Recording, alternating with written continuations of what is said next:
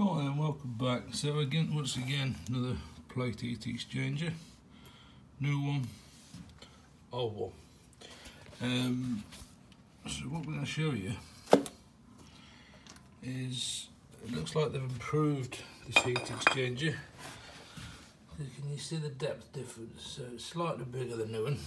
Now, don't worry about putting this in the wrong way around. If you notice, this pin here and this pin here, different measurements. So it goes in that way, and that symbol there is a symbol of the pump, of which way the pump is actually running. Okay, so if you did put it in that way around, if you could get it in, well, you wouldn't be able to put the water on, because if you put it in the wrong way around, the holes would be over here and these holes would be over here.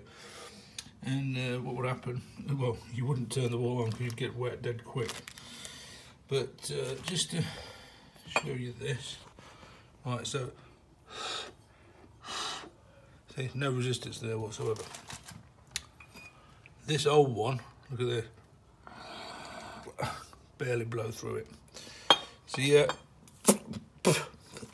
always worth having a tetanus jab. Right, so that's them. That's what's going to go on next. Also, always remove the old seals, always, right? Because you go for all that rigmarole putting that in, and them seals leak. Also, when you take them out, you'll find that there's a load of shit in them. So putting new seals on and the new screws, always a benefit. Right, going back to the condensate pipe, this is what they split. This is the original one, which just sits on a Duotec. They've upgraded it now to the black one there at the back, purely because there's a weak point there, look. And obviously that will leak products of combustion into the boiler, and then that's not what you want, because obviously it will spill water into there. Also could have effectively deems the boiler in a dangerous state. So that's where they break. You can't, they're not normally that big, it's normally a tiny little slit like that. It takes a while to find it, but eventually they just get really brittle, because this is a really poor design, made of plastic. It's exactly the same as a washing machine hose. No good really for inside boilers.